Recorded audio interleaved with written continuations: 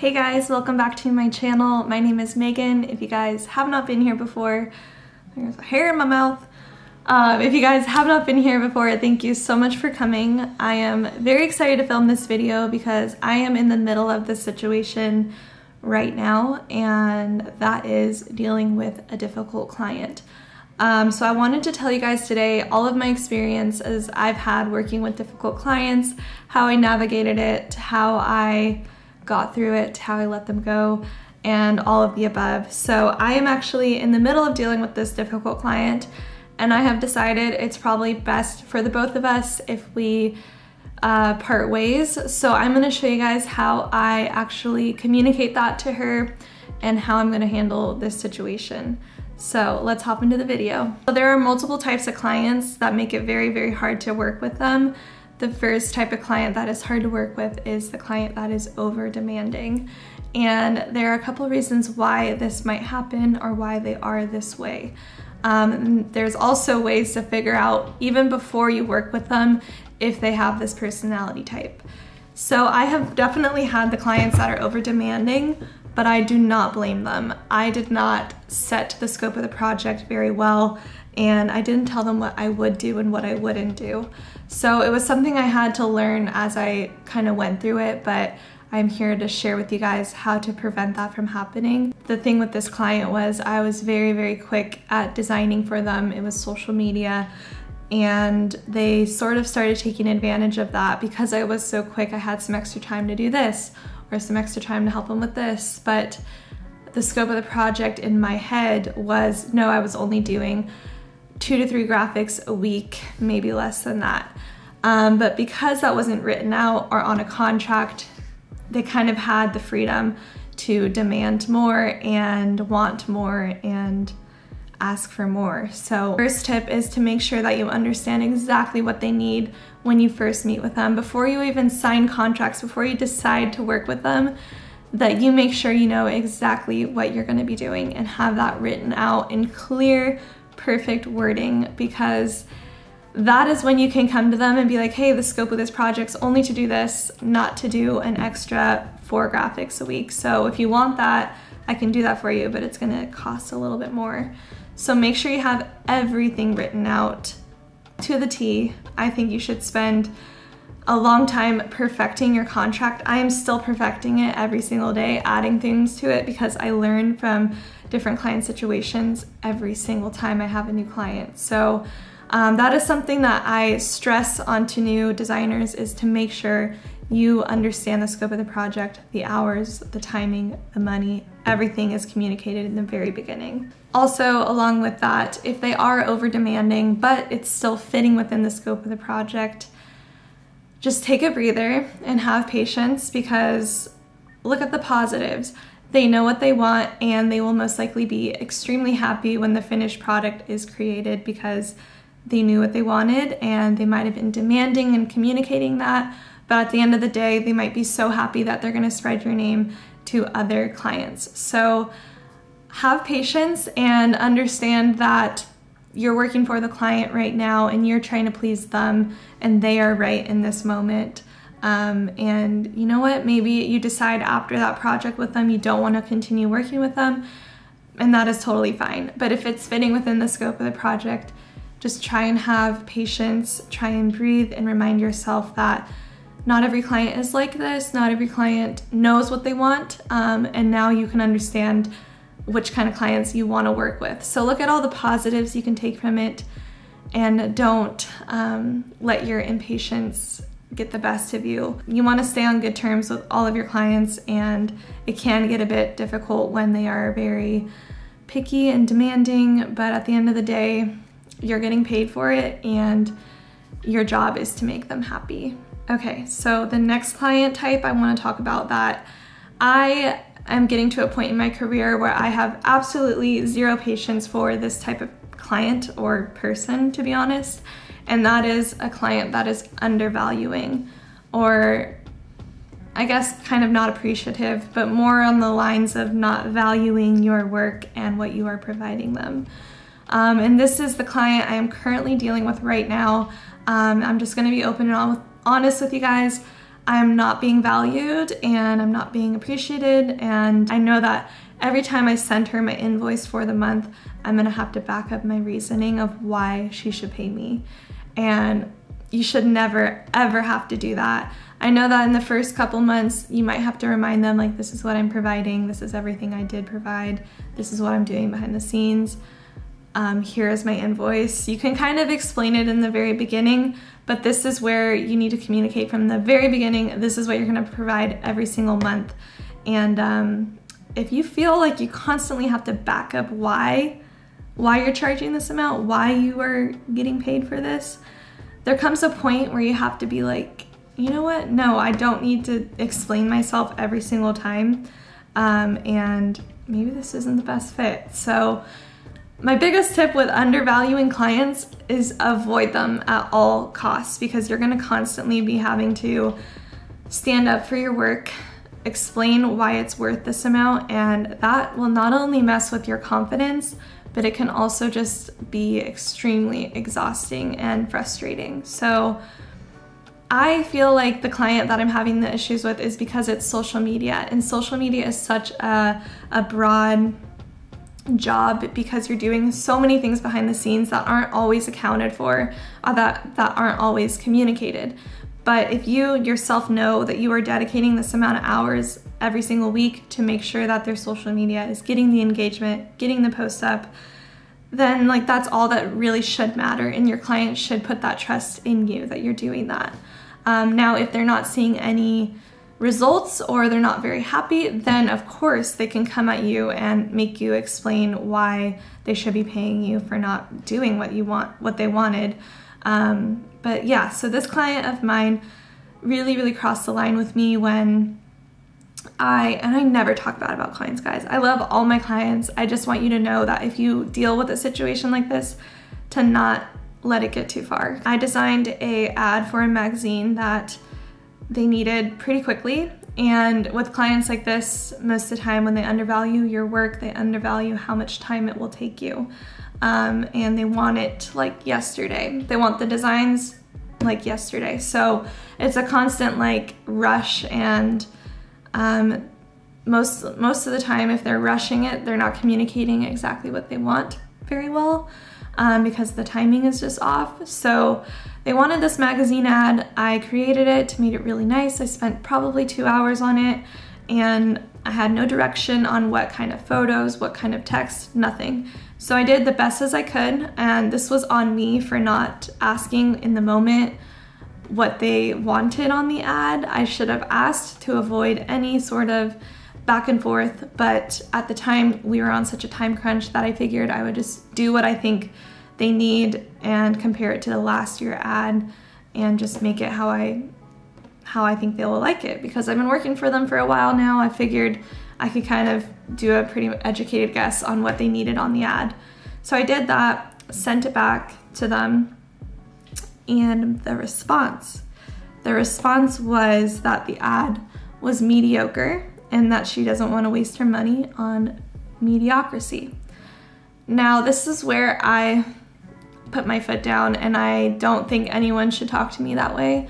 I am always open for constructive criticism. I'm always open to making edits. I want my clients happy, but there comes a point where it's a two-way street, and they need to make you feel good and happy as well.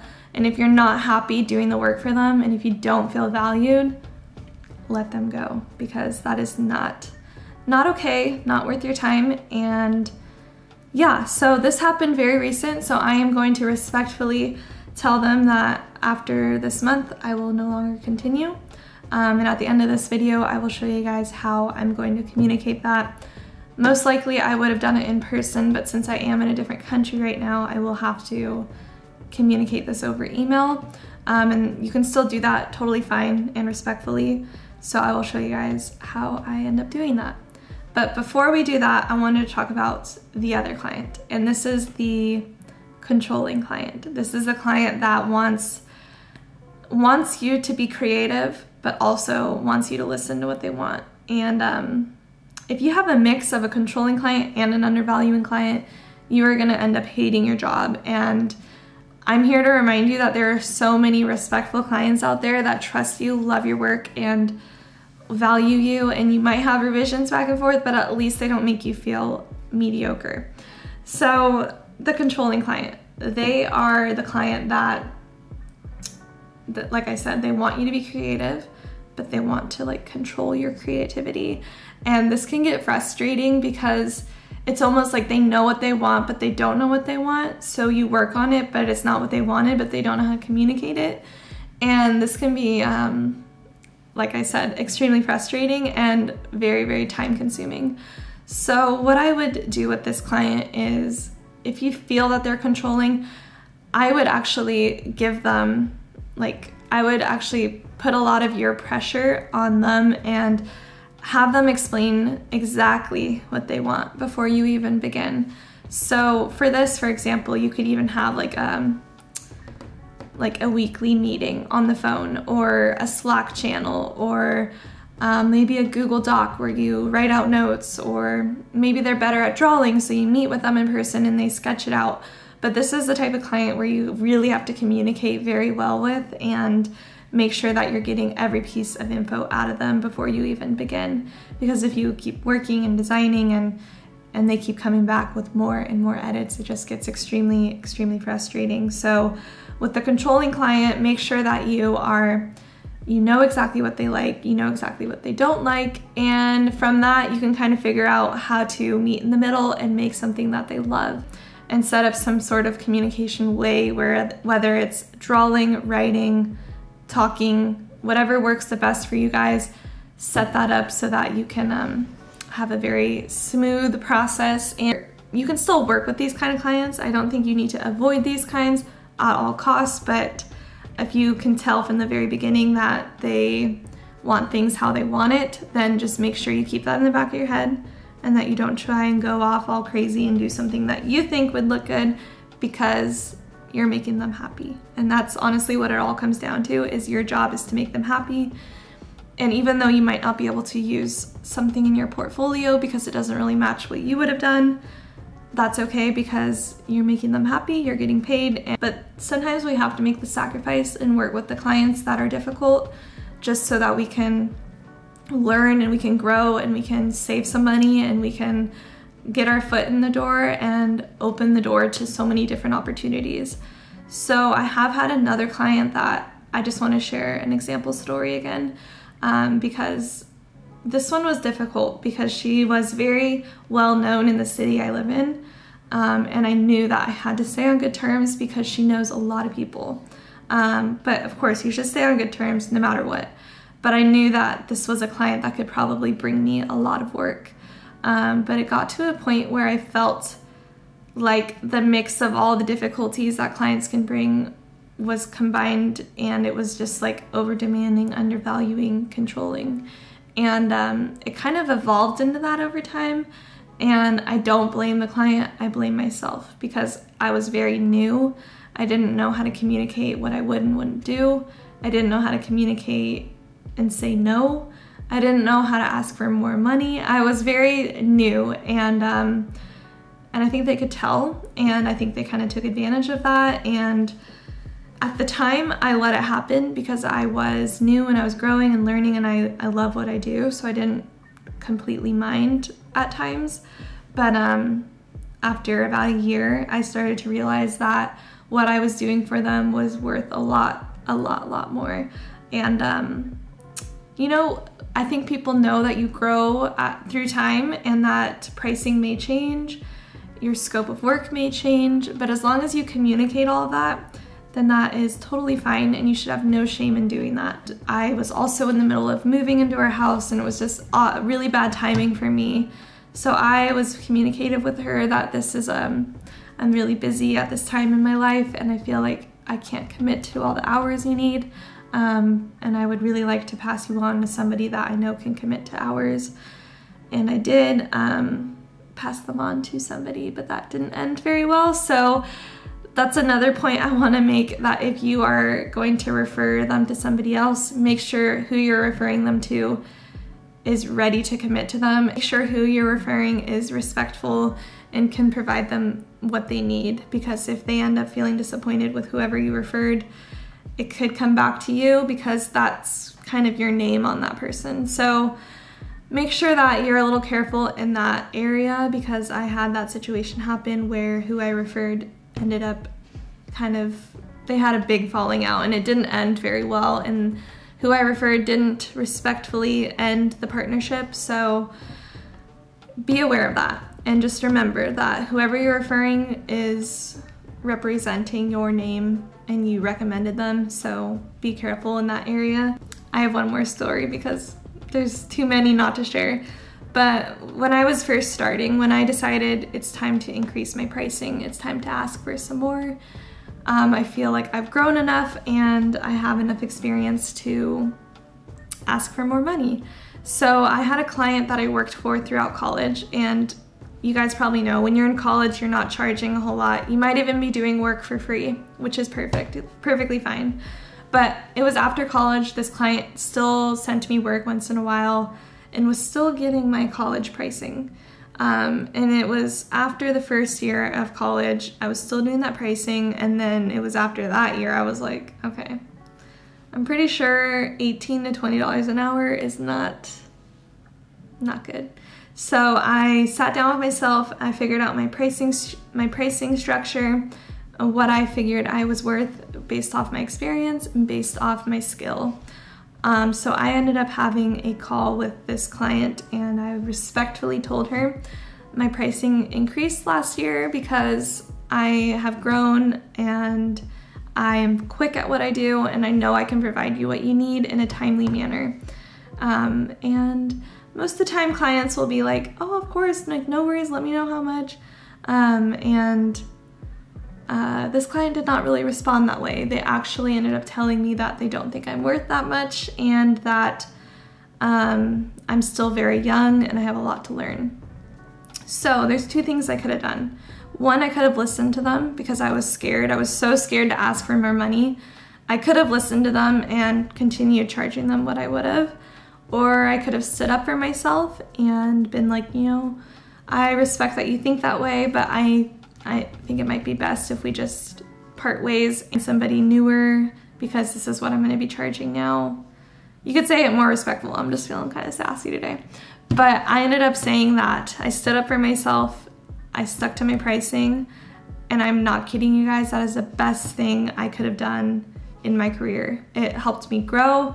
It helped me realize that if you move forward, if that client doesn't want to pay you that much and you continue moving forward, there's going to be so many more clients that will pay you the amount that you're worth. So I'm sure there's people that fell into that kind of, what do you call it, manipulative talk from a client where they make you feel like you're not worth that much, and they kind of tell you in a nice way where you still want to help them, so you end up listening. Not let them manipulate you into thinking that you are not worth that amount, because you are so worth that amount. If you have grown in yourself, time to grow and learn, and you are at a place now where you are quick, good, and on top of it, charge what you are worth. So those are my stories. Those are all the clients that you might deal with, and you probably will deal with. But there's ways to get around it. Sometimes you have to practice your patience, and sometimes you have to practice your assertiveness, and sometimes you have to practice saying no. And all of those things are hard and they're uncomfortable, but they will help you grow, and they will get you through to the other side where you'll have amazing clients, respectful clients, and a job that you love doing. So those are my tips, and now I want to hop on over to my computer to draft out this email with you guys that I will be sending. I'm gonna leave all the names out because that's not respectful if I were to leave them in, but I'm gonna show you guys what the email will read like as I let this client go. So I just wrote out my email to her, and I wanted to tell you guys what it says, just so you can have an idea of what to kind of write to your client. So I just wanted to follow up with this last email because I did mention to them that I know of a company that could possibly replace me. So I'm following up with that. And I wanted to see if this is a transition you'd be interested in. I have loved working with you and appreciate the opportunity you have given me to help with your social media, but have realized that it may be best to have a specialized company help with your business growth. I also want to let you know that I may be moving to Sweden next year. I apologize for any inconvenience this may cause and want to help find someone to replace me. I truly recommend White Peak because they have package options that meet your needs and they are very nice to work with. Thank you so much for allowing me the opportunity again, and I'm sorry to have to do this. I will be sure to help make any transition with this position go smoothly. I think that's what I'm going to send. I might doctor it up a little more because I'm crazy and overthink it, but I need to do this, so I'm going to send this tonight, which is morning back at home, and so hopefully on my way home I won't have to worry about this issue going on.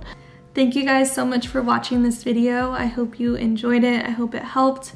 And if you are dealing with a client like this right now, I really hope that you can stay strong, stay patient, and stay confident, because don't let anyone ruin your confidence, because you are growing, you are learning, and you are amazing. So yeah, I hope you guys enjoyed this video, and if you did, I would appreciate it so much if you gave it a thumbs up, subscribe down below, and the next time I see you guys, I will be back home, which is sad, but yeah. Anyway guys, thanks for watching. I will see you guys next time.